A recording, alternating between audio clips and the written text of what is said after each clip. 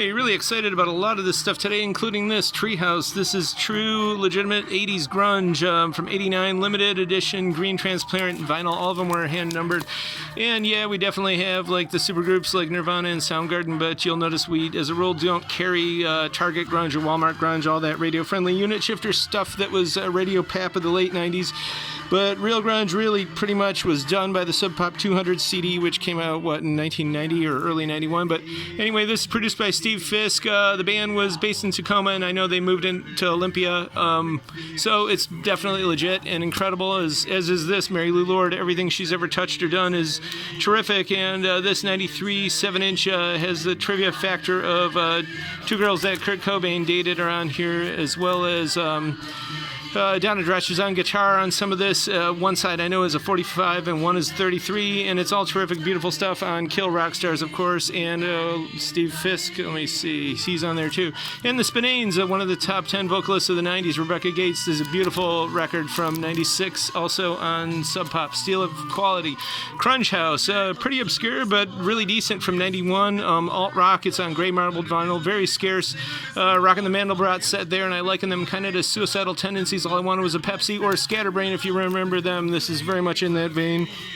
It's totally got the flavor of the early 90s there. And Hypno Love Wheel, pretty great dream rock band from the 90s. This is from 91. The title track is Wow, and I do feel like if you listen to it while you watch these alien-headed baby chicken-type creatures, they do seem to kind of move when you play the music. But it's pretty cool stuff. And Lou Giordano is the engineer. I know he was based out of Boston, and he was not the same Lou Giordano who recorded, I think, Buddy Holly way back in the 50s. My Dad Is Dead, Cleveland connection here. Great stuff, Mark Edwards. And the B-sides, Rastro, perfect classic indie rock from 93. And actually, bring it back to grunge. Donna Dretsch, of course, is part of Rastro there. And we got some Exotica, which will always have Arthur Lyman. This is a pretty good one. And Anna Calvi, this is Jezebel. Came out in 2010. I know Brian Eno said she's like the Patti Smith of this generation. It's true, limited and numbered, and if you listen to that title track, the beginning is just super killer. The United States, this is indie garage stuff from the early 90s, and it's a Rockville 7-inch, which was a college radio favorite, and this is actually a pretty rare record now. And Smack Dab, they're on Homestead, super 90s lo-fi stuff. We also got the Coat Hangers with Nosebleed Weekend. I know they ran into some trouble here, but despite all that, this is really literally one of the most beautiful records physically I've ever seen. A beautiful, beautiful splatter. They only made 1,000 of them. And this one's also really beautiful looking too inside. It's green and white splatter. This came out in 2019. We've got Guru with Jazz Mataz. He calls it experimental fusion of hip-hop and jazz. Let's just call it acid jazz, and it's pretty cool. And we got some Monk. It's sealed from 2020. We got the Miles Davis. That was the old Record Store Day release from last year, that yellow vinyl. This is a real minty copy. And speaking of minty, that's what this is. It's almost mint. It's got the inner. It's near mint plus, definitely, but it's pretty good. We got some Rush in here, and Ape Out. This is some VGM video game music. It's dynamically generated jazz. Very interesting stuff. And we got some kind of mixture of house and acid jazz, kind of bordering on that. The Chimes. They're popular from a minute in the turn of the 90s. And some Luxuria from 67, Space Age, Easy Soul Jazz. And, of course, Adam Hart Mother sounds decent. And Coco Rosie, they're part of the Freak Folk movement, a.k.a. Folktronica, a.k.a. NWA, the New Weird America. And this is a 2LP, very limited edition. And Lydia Loveness, she's a Coshocton gal.